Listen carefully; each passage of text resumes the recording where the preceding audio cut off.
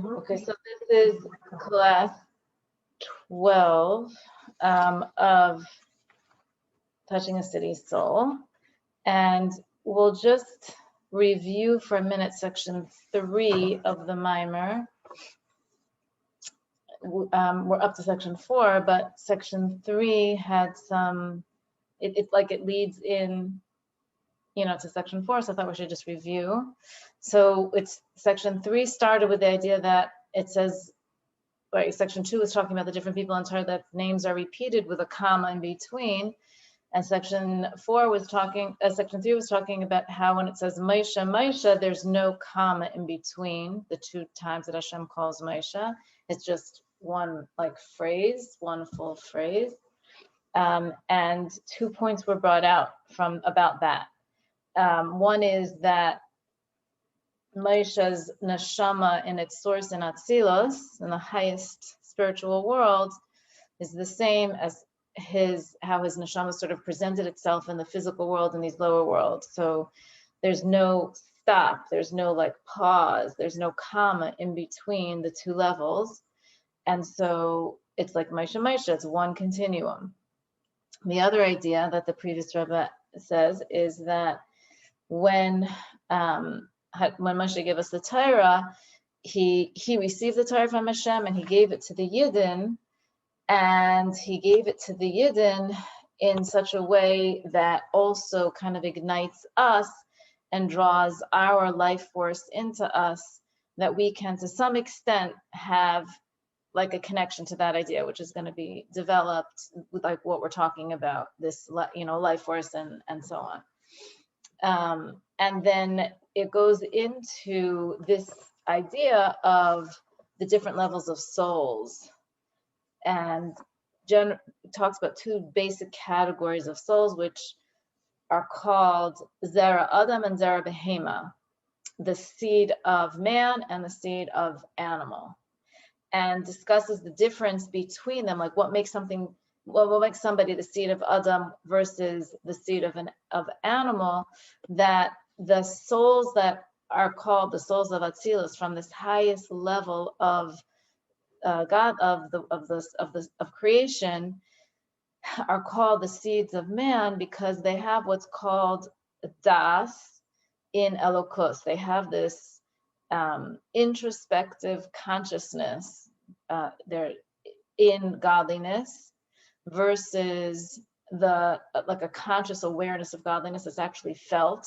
It's not just understood intellectually, but it's brought into their essence and their being. It's actually felt.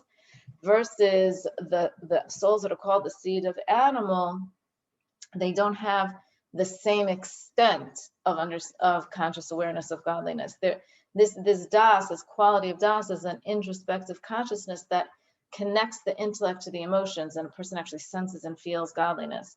So everybody, to some extent, who puts effort in, has an understanding of godliness, and the previous Rebbe says even the souls of animal, the people who are called from the souls of Zera Behema, rather the seed of animal, they have an awareness of Hashem, but it's not to the same extent.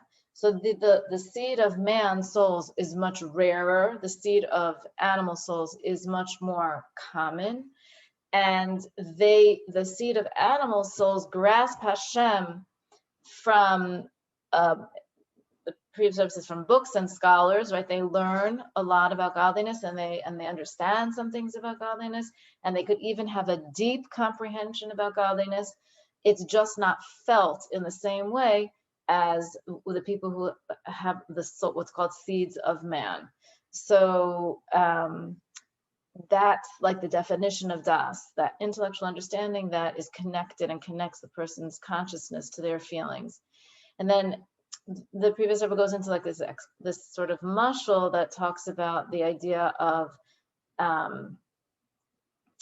when a person feels and senses that they're alive, that their soul is present in their body and that they're alive, and that awareness has different levels. So when a person's awake, it's one level of awareness that their soul is keeping them alive, and then when a person is sleeping, their life force is much less felt. and they don't really feel their life force in the same way. And even in that state of sleep, it's not, they have eyes and ears, but they're not fully seeing and hearing. There's some input to the senses, but it's not the same as when a person's awake, and the conscious experience of the senses and what they're taking in is different when a person is asleep and awake. So it appears that there was sort of intimating that that's like similar to the different levels of souls, where one soul's completely awake and aware and conscious and feels the input, versus the other level of a soul, which has some input, but they don't have that same level of conscious awareness and sensing, the actual sensing of godliness. So that was a comparison between these two levels of souls. That's a little bit of a summary of section 3. So now we're going into section 4, which is on page 64. And it's going to continue talking about the souls of that are called seeds of animal. It's going to talk about like what the difference is, what the idea that we all have emunah, but we don't all have this level of divine consciousness. It's going to compare it to hearing and seeing, like the difference between hearing and seeing, basically, to help us understand this idea even more. So again, on page 64. Does anybody have any questions before we go into the actual text again?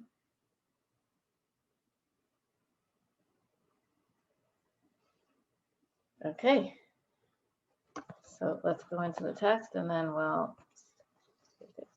okay. So when a person thoroughly understands and grasps a godly concept and idea, but it isn't yet close to him, which means it's not yet internalized and felt in his soul, the person at this level is referred to as Zera Behema, the seed of the animal, right? He understands something, but it's not internalized and felt.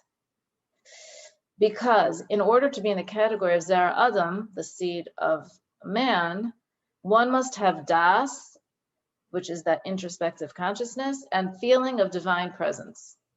The introspective consciousness will bring the actual sensing of godliness. All of Israel are believers, and so that's sort of like a summary of like what we did before. That's like a summary, and now he's going to take that idea and like go forward with it.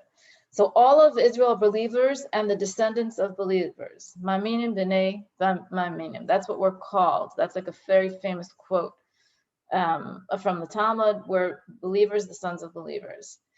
And belief, emunah, transcends das. Emunah is higher than das, right? Das, when we talk about the spheres, das is actually one of the 10 soul powers. It's an internal soul power. It's the third of the intellectual soul powers. Whereas emunah is a transcendent experience. It's part of Keser. It's above the internal soul powers. It's what's called a makif. It's a surrounding, encompassing power. It's not an internal soul power. So we are all maamirim b'nei maamirim. We're all believers, the sons of believers, the descendants of believers. But we don't all have a developed das. So it's a little bit interesting because emunah comes from a higher source than das. So it is being so, why then are only some Jews categorized as Zera Adam? Why are only they said to have das in Hashem when all Jews are endowed with the even loftier level called emunah? Meaning we all have this level of emunah, which is higher than das, but we don't all have a developed das. And only those who have a developed das are called the seed of man. The rest of us are seed of animal. The soul is the seed of animal, which is more common. The answer is that emunah is referred to as an atara, a crown, which encircles the head. We've used this parable before in many classes that we've done on the spheres over the course of years. But it is not experienced in an internal manner that can actually evoke actual divine service, right? we've talked about this many times, that Emunah is this encompassing soul power. All Jews are believers, the sons of believers, but it's not an absolute that because of that Emunah, there's an internal manner that invokes divine service. It does not necessarily actually affect the way that we behave, right? With the famous example is of the thief who's outside of the house about to try to break in and steal something, and he says a little prayer to God, like to help him be successful and not get caught. So of course, talks about how silly is that? Here you have a thief who obviously believes in God because he's praying to God to help him. He obviously believes God hears prayers because he's praying to God to help him. He obviously believes God can affect the outcome in the physical world. He's not removed from the world because he's praying to God to help him. And yet his prayer consists of asking God for help in doing something that is contrary to God's will. So how does that fit? It seems to not fit, but it does fit because Emunah, which is his belief in God, is a surrounding soul power.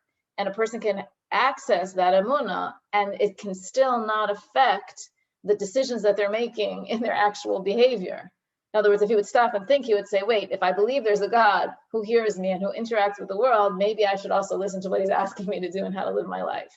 But that is internalizing the faith in a different way than just accessing the faith to, pray this prayer.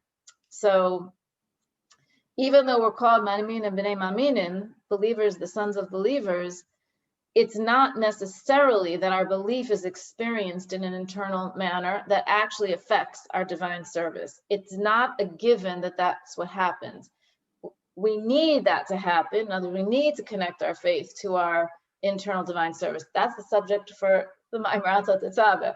But we need to do that, but it doesn't happen automatically. So therefore, even though we're all maamarim and bnei maamarim, that does not mean that we all have das and that we're all called the seeds of man souls. We can be the seeds of animal souls, even though we have this inborn sort of natural emunah. What is it that's going to cause us to actually serve Hashem is going to go on to say the next idea. Any questions? So you say that the thief does not have a developed das, or in order to bring the emunah in? I mean, it seems like das and emunah are working in tandem. Officially, they're two steps, but sometimes something doesn't get there's a flow that's stopped. There's like a block in the pipeline. It's a sewer line or whatever they call it. It has to be rotted out. That's so there's something that connects the two, but like if it's plugged, it's plugged. It doesn't, so nothing gets through.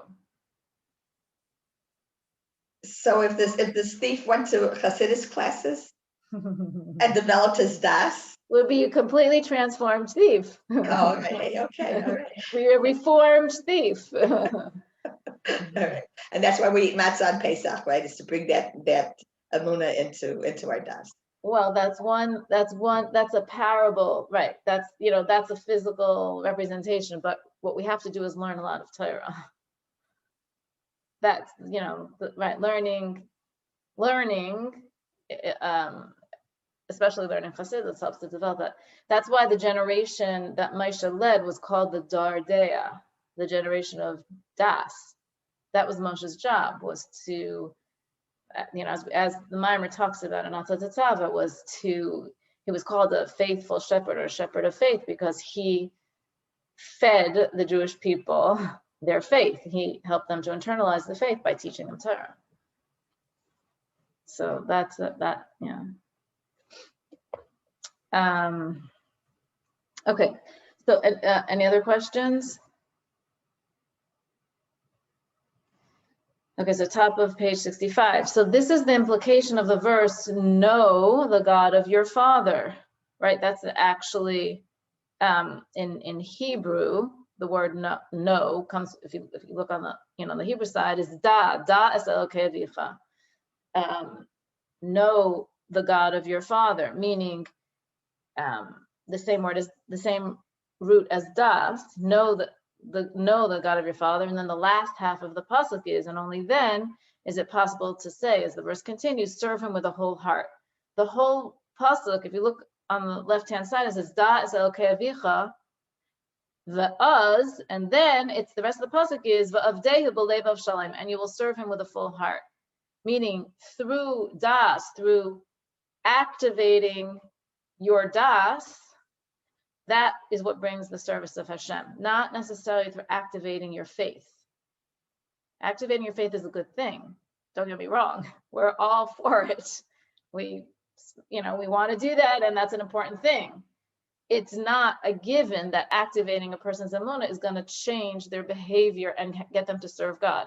A person can be, like Rabbi Feller used to always say, when people like to say, I'm a good Jew in my heart, and he's like, well, that's really great that you're a good Jew in your heart. But that's like saying, you don't want your blood to be all in your heart. Your blood needs to circulate throughout your body. So you don't need to just be a good Jew in your heart. We want to be a good Jew in our hands and our feet and our head and our mouth and our, we want that faith in, I believe in God in my heart. That's great. That's like, I have all my blood in my heart. That's not great. We need the blood to circulate everywhere. So it's a first step to be a good Jew in our heart or to believe in God in our heart. That's a good first step, but that's not enough, right? That's not that physically that wouldn't be healthy, and spiritually that's not healthy either. So das is what brings to the service of Hashem, not necessarily emunah. Because through a person's das and comprehension of the divine presence, it is as if he actually sees it. Right? When a person really understands something fully, so that introspective consciousness that brings awareness and a sensing of something. So when they've activated their das completely, it's as if he actually sees the thing he's trying to understand. The Hebrew is more geshes. It's felt. I don't know how they're translating it. It's just as if he actually, but like in the Hebrew, it's a very strong word. He's actually sensing it as if he sees it. Then not only does the material world not conceal the divine presence from him at all, but on the contrary, wherever he turns, he, so to speak, he sees, right? It's not literal that he's actually seeing. Look at the footnote, see, and seeing is not meant literally here, right? It's not like the person all of a sudden is like become a prophet and he can like see godliness sparks everywhere. That's not what we're talking about. We're talking about, if you look at the footnote, the experience of the divine presence is so real and so direct in this state that is comparable to actually seeing something rather than merely hearing about it. So, and Myra's going to talk about that as it says shortly, but he actually sees, back into the text, the divine light and the life force of Havaya standing over him, meaning he experiences his life, he experiences God's presence in his life closely. Hi, excuse me. He senses it. I have a question. Is this the level of a Beinoni or a tzaddik? Well, he says there are very few people at this level, so I don't know which it is. But at the same time,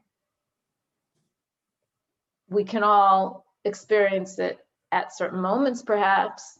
Moments, yeah. But does a Beinoni, in order to be a Beinoni, do you have to have this to control your thoughts, speech, and actions? Well, it certainly helps, because what the previous Rebbe is saying here now is that when a person has this level of consciousness of Hashem, then their service of Hashem is sort of like a given, because it's sort of like when you have a good relationship, with your spouse or your child or your friend, and they're standing right next to you, you're not going to do something that's going to upset them if you know that something upsets them. It's just like you're in such an activated state of connection, it doesn't enter your mind to do something that you know is going to push their buttons. So a person who is, whether they're living at that moment that way, whether they're living their whole life that way, they're so super aware of their relationship with Hashem and Hashem's sort of existence or presence is not hypothetical to them. It's something that they're actually sensing. So they aren't going to do something that's going to be contrary to his will, because why would they? Like, the relationship is so present at that moment. Why would they do something against his will? So it certainly would result in a person not sinning, being at that level of consciousness. I guess the question is that the only way a person could become a Beinoni? Well, being at that level. Well, there's lots of levels They of never Beinoni. ever sin. They never sin with their thought, speech, or actions. There's lots and lots of levels. There's infinite levels in a tzaddik and infinite levels in a rasha. There's infinite levels in a Beinoni. So there's a Beinoni that's very close to the level of a rasha, and there's a Beinoni that's very close to the level of a tzaddik, and everything in between, right? So it's not like there's one thing and that's the Beinoni, right? So there's different, but they're still Beinoni. Right. But I'm saying even in our own experience of life, right? We could choose to do the right thing. And sometimes we could choose to do the right thing, and that doing the right thing in that area is seamless, and there's no like cognitive dissonance going on inside of us. And then sometimes we can be choosing to do the right thing. Well, I know maybe nobody here on this Zoom class, but like I know for myself, like sometimes, you could choose to do the right thing and it's not so seamless. It requires a lot of self-talk to like do the right thing, because maybe that's not what it exactly you want to be doing at that time. A Beinoni can still have, a Beinoni still could, some levels of a Beinoni could still, like that's what I'm talking about, all of the machshava, it occurs to him to do the sin, but he just like pushes it away. And then some level of a Beinoni, it's not really even occurring to them to do the sin. They're just like, you know what I mean? So like, you can't make one sweeping statement about a Beinoni because there's so many different levels. But so it sounds like they don't have to have this level of das then to be a Beinoni, because they have to struggle. It wouldn't be such a struggle. So for some Beinoni or some situations, that it could be a struggle. But they win the struggle, right? Somebody who has this level of activated das is called seed of man. It's an neshama from Atzilos. We're talking about a very high level. However, we have a klal in general in Chassidus that if a Rebbe is teaching this to the masses, then it applies to the masses at some level, right? The Alter Rebbe wrote a book called Tanya, which another name for that book is Sefer Shel Beinonim, right? Which is like it's like a manual for how to become a Beinoni. Like, hello people, everybody's supposed to become a Beinoni. Here's how you do it. Certainly, everybody would be doing it at a different level, right? All of us trying to, be up and coming Beinonim are going to be at a different level because we're all different people. The Alter Rebbe also wrote a book called Sefer Shel Tzadikim, like with a manual of some sort for Tzadikim. That got burnt in the Great Fire of Lubavitch. That the world was not ready for that, right? So, like, if something made it all the way to our printing houses, it has something to say to us. The Eibusher wants us to be learning this. So not necessarily are we all going to be able to retain this level of conscious awareness of sensing God every moment of our lives, but maybe we will. I don't know. One day, maybe somebody here does already. Today with Mashiach, hopefully today. Yeah, exactly.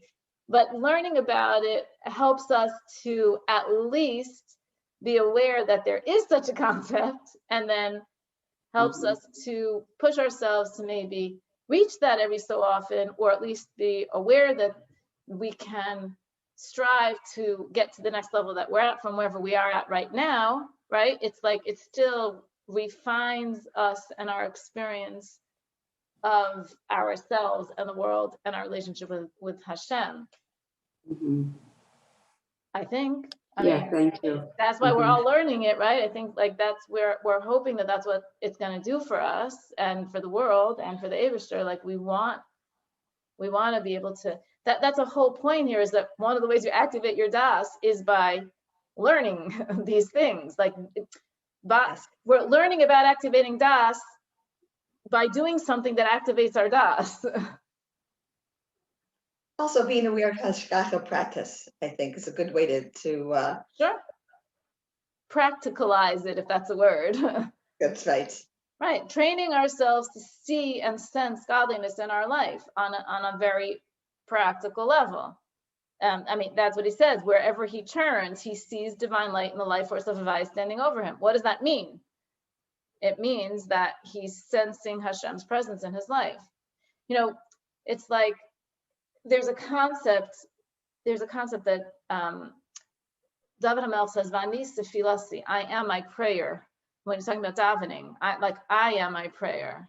So it explains, like, what does that mean? I am my prayer. It means that, like, I'm always talking to God. It's not like, oh, I'm davening Shacharis, now I'm davening the morning service, I'm davening the afternoon service, and I'm saying Shema before I go to sleep, benching, whatever it is. It's like in a constant conversation with God throughout my day. So that idea, right? Just that idea, it can help us sense God's presence all the time. That's us reaching out to God all the time. Hashgacha pratis is our trying to be open to recognizing how God reaches out to us, right? So it's like sort of like a two-way street. And learning about how it's true can help us get into that groove of hoping to, like, you know, feel it, experience it, or whatever. Knowing that it's true, right? That's the idea of right? Knowing that this is actually true can help us hopefully get into that groove to see it, experience it, think about it, sometimes actually feel it, not just understand it. But remember, he says Zera behema, the seed of an animal, that's a very high, it's also a high level. It's not like nothing. He says they can understand, deep understanding of Hashem through what they're learning and through scholars who they're learning from. It's not like there's no awareness of Hashem. It's still a high level. It's just that there's also a higher level. It doesn't have to make us feel despondent. It just means there's higher levels.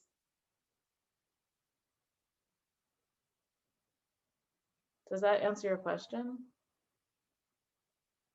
Yes, thank you. Anything else? Any other questions? How about we're grappling with these ideas? You know, these ideas are really beyond us, but we're doing the best we can to understand and try to internalize, right? We're trying to use our das to internalize these concepts. So they're not simple concepts, but I feel like they're very, you know, broadening and hopeful.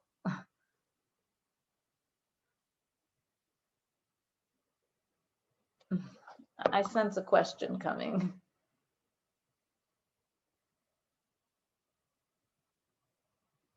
Not ready yet?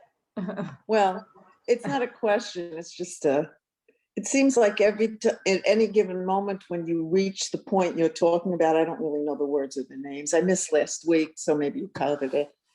You're at another point that you're in the same place, just with another, you know what I mean? So once it becomes Yes. one with you, the next second, something isn't one with you. And welcome to the struggle of being a human being, trying to maintain our equilibrium in this physical world and the balance between being a body and a soul and trying to bring godliness into the world. Yes. And never really being sure of anything. Well, I mean, except that God exists. Yeah, there's different levels of surety, right? I mean, sometimes we can wonder what the right choice is, but sometimes we know what the right choice is and we just have to sort of get ourselves to do it. And maybe we're not there yet, and we may not be there yet because we're all in the process of emerging souls and bodies together, right? I mean, like we're still growing. That's okay. So some, and right, and sometimes from the time of the sin of the tree of knowledge, from that time on, which was kind of a long time ago, good and evil has become mixed together. So sometimes it's not always clear, and we could have a question, which is why we turn to Torah, we turn to Rabbanim, we turn to Mashpiyim to help us figure out how to separate out the good and evil to make the right decision. Then sometimes we know what the right decision is, and we are having to struggle getting ourselves to do it. Those are two different situations. You know what I mean? And they each require kind of a different solution, I guess. But learning helps with both because it helps to clarify what is proper and not proper, and what the what the proper mindset is to walk in this world with. And then it can also sometimes clarify what the right choice is. Sometimes we need to consult, because that's just how we are. We're people, we need to consult. There's Adam Karabalat, a person is close to themselves. We can't always, we could help somebody else see clearly, but we can't always help ourselves see clearly, because we can get too emotional about things. So there's different kinds of clarity. You know what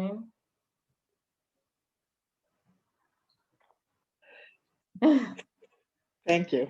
And then sometimes things are just overwhelming because they're just overwhelming.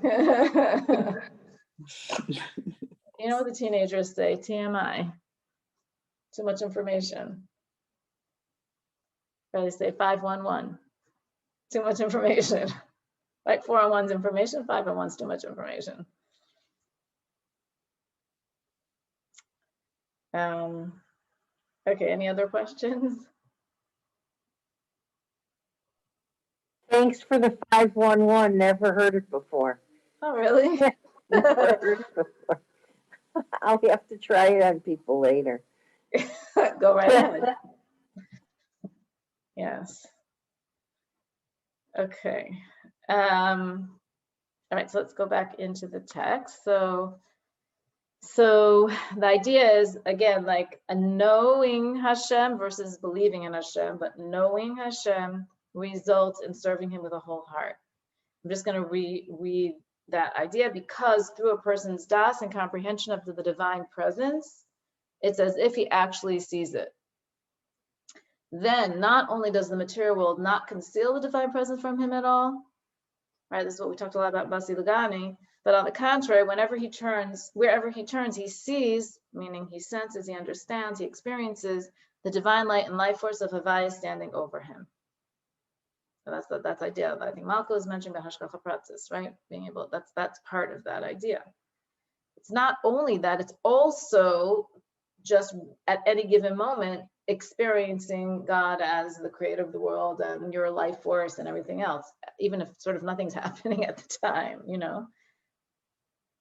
In addition, so the love and awe that result from das, right? That's Ava and Yira, which are the first two of the 7 emotional attributes. So remember, in the spheros and in the soul powers, there's 3 intellectual soul powers called Chabad, Chachma, Bin, and Das, and then there's 7 emotional attributes that the intellect gives birth to. The first 2 are Ava, or Chesed and Gvura, are Ava, which are Ava and Yira, the love of Hashem and the awe of Hashem. So the love and awe that results from Das and the seeing, that conscious awareness of the divine presence implies, cannot be compared to the mere natural love and awe which the Jewish soul is granted by virtue of being a descendant of the patriarchs.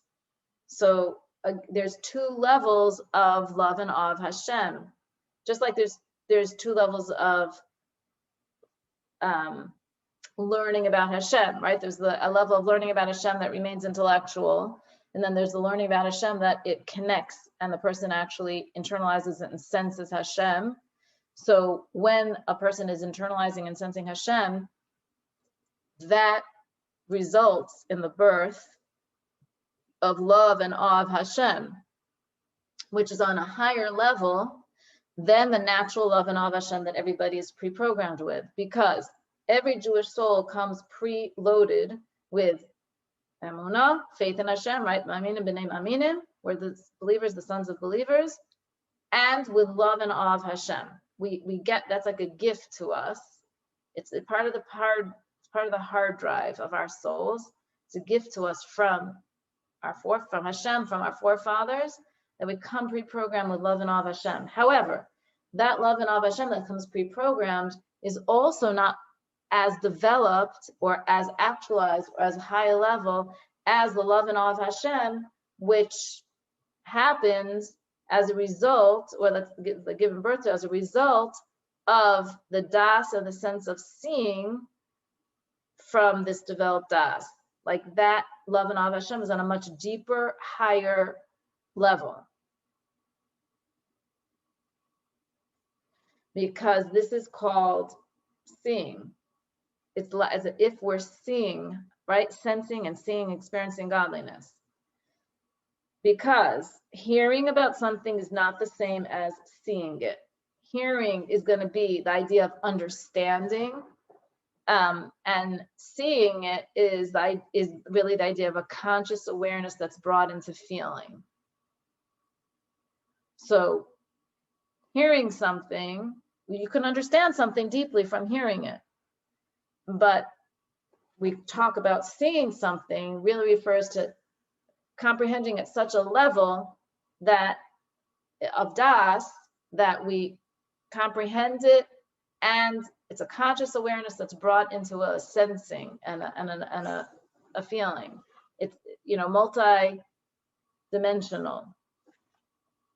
So now the previous. I just have another question. So is one considered understanding and the other knowing? So das is knowing versus bina, which is understanding? Das is knowing that is compared to seeing, whereas a lesser level of knowing is compared to hearing. This is what the maamarim is gonna go into now. Okay. So like this das, right? We've been saying this idea of knowing the God of your fathers, and the person's das and comprehends as if he actually sees it. This level of das is compared to seeing. And seeing and hearing are not comparable. Seeing is on a much deeper level than hearing. He's going to explain this idea now. So now we're going to talk about the difference between hearing and seeing. And again, that level of activated das is compared to seeing. The meaning of seeing in this context, after we're not just talking about physical sight, right, is comparable to the use of a similar term in our sage's statement. Look into histakel, look into three things and you will not come to sin. Look into three things and you won't come to sin. So again, this rings a bell, right? Because we said that somebody who knows God at this level of das will serve him. That's that pasuk. Das okay. You know God and you will be serving him with a full heart. If you know God, you will serve him with a full heart. End of statement. The same thing here. It says in Pirkei Avos, look into three things and you won't come to sin. Again, that seeing, that looking, histakel, is not just re'iyah, seeing something happens. You happen to notice that the trees were green because it rained last night. It's like histakel means look deeply into something, which means you're understanding something and you won't sin. Like if you understand these three things, you're not going to sin. The same way, if you know God, you will serve him with a full heart. So the term histakel is used specifically implying looking with the mind's eye, meaning understanding something. Not just visually noticing that this is green and this is purple and this is yellow and this is pink. You know, this person is tall and this person is short, or whatever it is. It's looking with the mind's eye, meaning comprehending on a deep level. That's, you know, even in English, you could say you have an insight into something. It means you're understanding something with your mind's eye, not just with your fleshy eye, but with your mind's eye. An analogy for this: using his intelligence, a person can understand and see that some event will take place, whether good or the opposite, God forbid. even though the event will be in the distant future.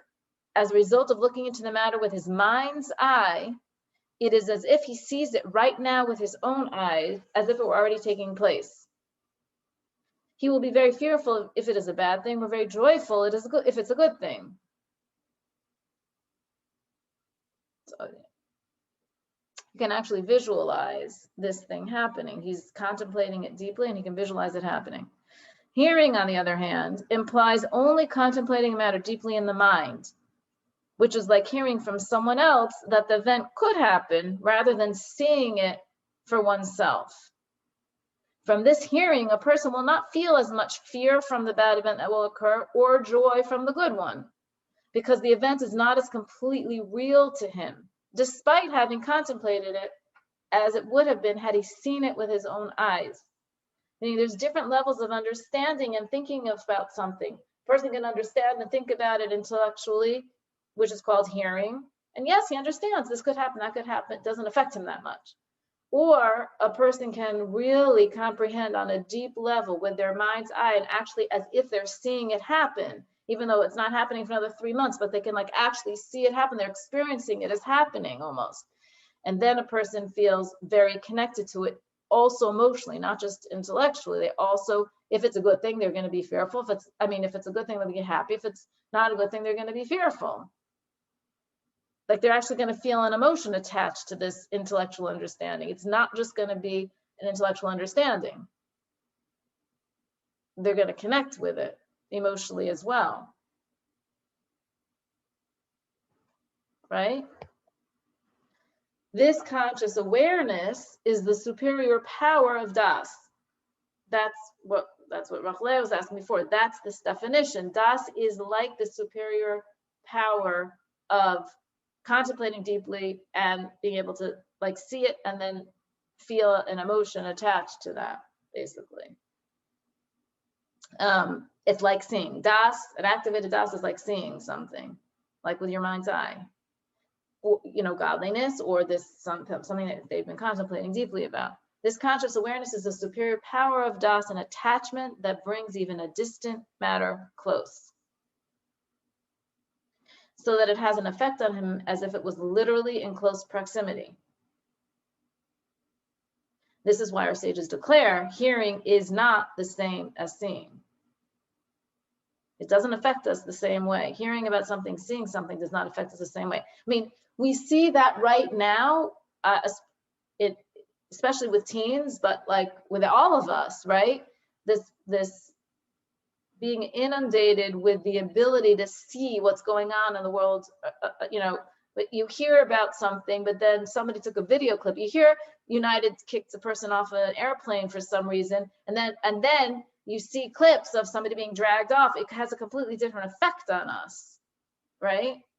Sometimes not so good. Like we don't have to see everything that's going on. Like we don't need to expose ourselves to some of the things that are going on. It's very, once you see something, it's very hard to mitigate its effect.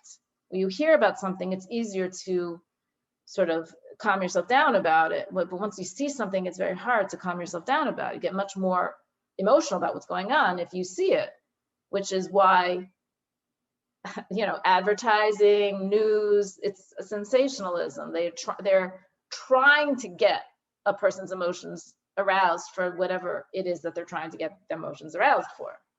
It is very meditated, it's a premeditated thing, right?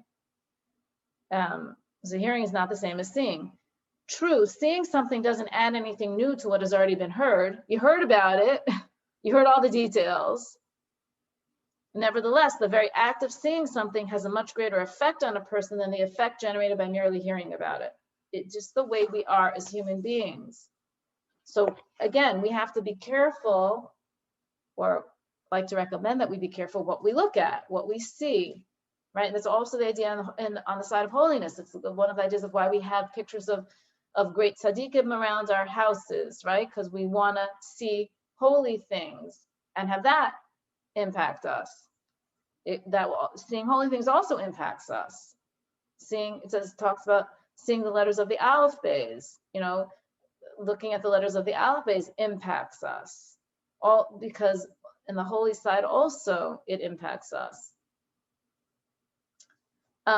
This is also what our sages state, as mentioned above. Look into his stakel, 3 things, meaning that one's contemplation should be in the manner of his stakel, gazing into. That means a person is looking at something, but they're using their intellectual faculties as they're looking at this thing.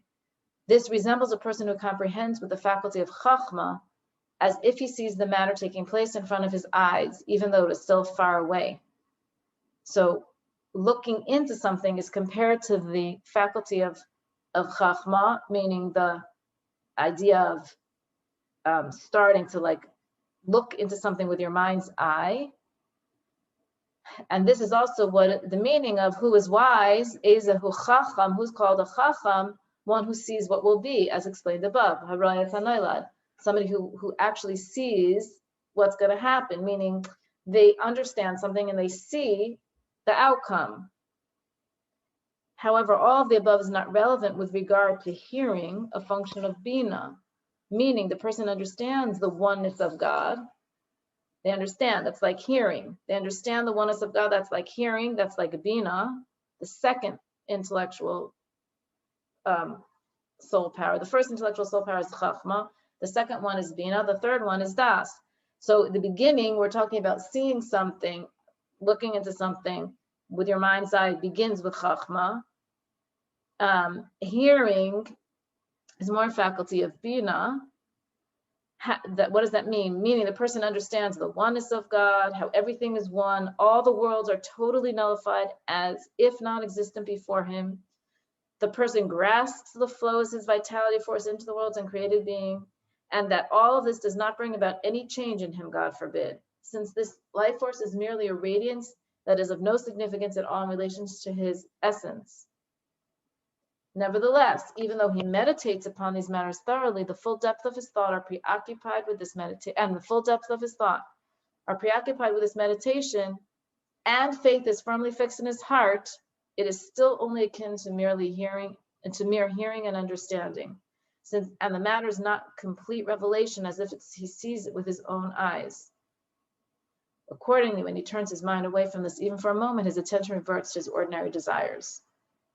In other words, that's like the hearing, really understanding, contemplating, being preoccupied with this thought. His faith is firmly fixed in his heart, but it's at the level of hearing. It didn't yet become the level of seeing, and therefore it also didn't yet become the level of sensing. So when he's done, he reverts back to his regularly scheduled program. But when he apprehends the concept of God's unity with the histalkus of Chachma, which is the source of Bina, prior to the contemplation and conceptual expansion that takes place in Bina, this is actually like seeing with one's own eyes. When the person is at the level of looking, gazing with the intellect at the first level, which is Chachma, before we get to Bina, which is the expansion and intellectualization and analysis, before we get to that, that is more similar to seeing. And then it becomes impossible for him to lose his mental and emotional focus on the concept of God's unity. Meaning he's just taking it in and he's sensing it. He's attached to God in a wondrous bond in all of his actions and concerns because he sees the king with his own eyes. This is the level of seeing. This is so much level of seeing. Now, it's interesting because the Rebbe speaks about it as being chachma here, but earlier he talked about how this is similar to das, meaning, I guess it begins with chachma, but because in other places it explains how chachma is like seeing and bina is like hearing. Chachma is the male side, bina is the female side. It talks at length about that idea. In the beginning, he was talking about how das, an activated das, is seeing that brings to sensing, but it begins with chachma. Chachma is the beginning of everything. How does he skip bina? How does he go from chachma straight to das? He's not. Bina is the analysis and like the hearing, the where the person puts themselves into the analysis and it becomes more like hearing because it's not contemplating the time. How does he not How does he just go from Chachma straight to Das without contemplating and meditating? And how, I mean, Oh, you're saying how does a person do it? yeah, I mean, you're I don't going know. from, I don't know that a person does that, but you can't get stuck in Bina. You have to get to Das next. no, A I person can understand get that. It's stuck strange in you said Bina. some- A person can get stuck in Bina and it can become an intellectual exercise How because does he go straight to Chachma without the other intellectual parts? straight to Das, you mean? Well, he goes from Chachma to Das without, I mean, No, it's I thought not it's a saying that it's process. not saying that you have to skip Bina, but you can't stop at Bina.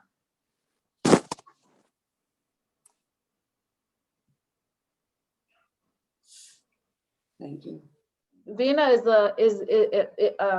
is like hearing. So Chachma is like seeing, and Bina is like hearing. Das is in this area. Das is aligned with this idea of seeing and then sensing. Like Das is the connector of the intellect to the emotions. Seeing is an important part of that. The beginning of that is with Chachma, seeing with your mind's eye. But he says ultimately the actualization of that is in Das. I mean, that's what we started this with, right?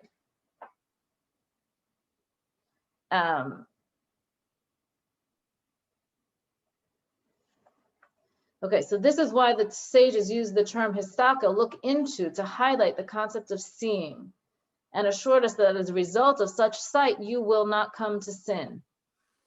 This doesn't mean that histalkus protects a person from actually committing a transgression.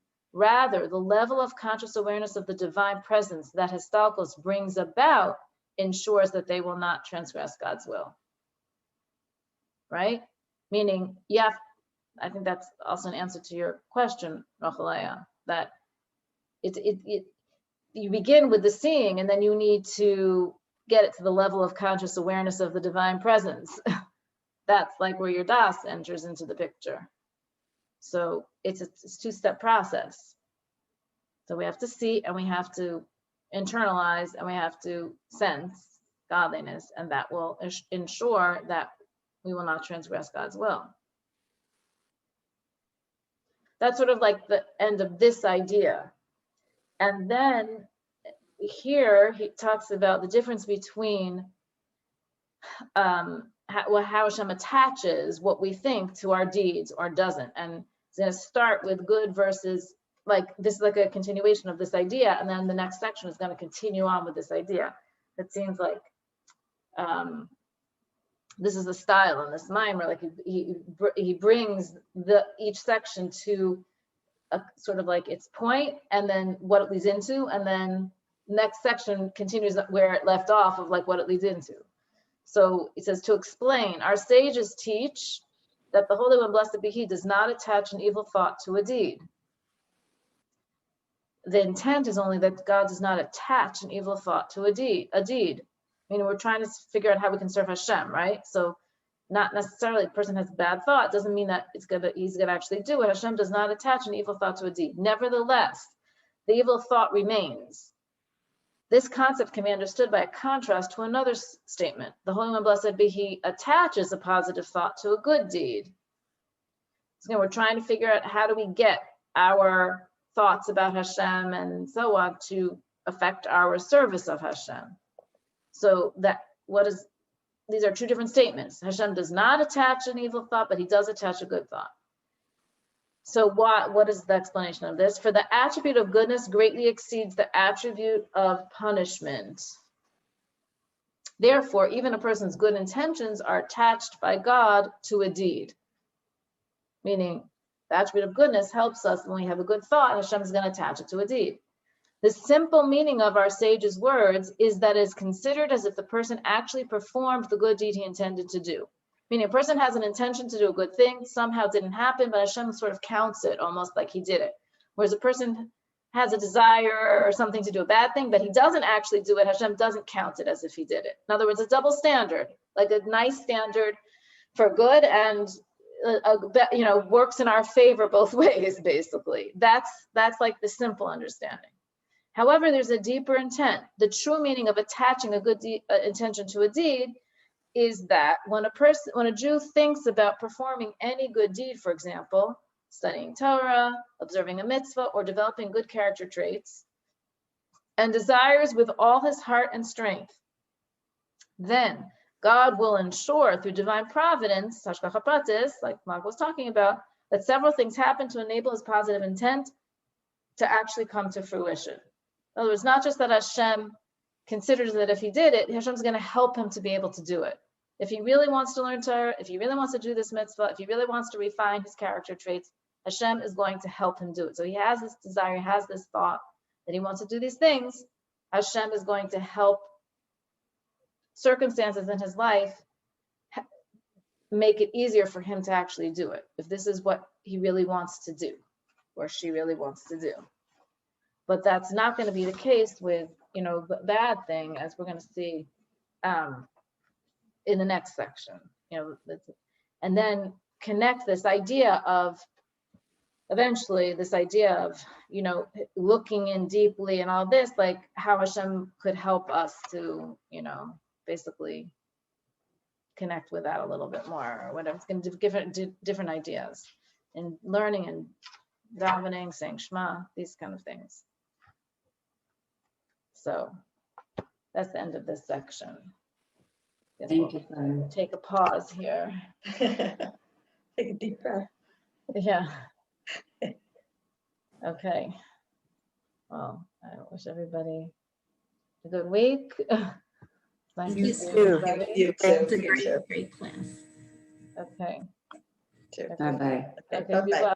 Everybody have a good week. Well, everyone, sei gesund. Bye, Bye, Guzman. Guzman. Bye, Guzman. Be well. Be well.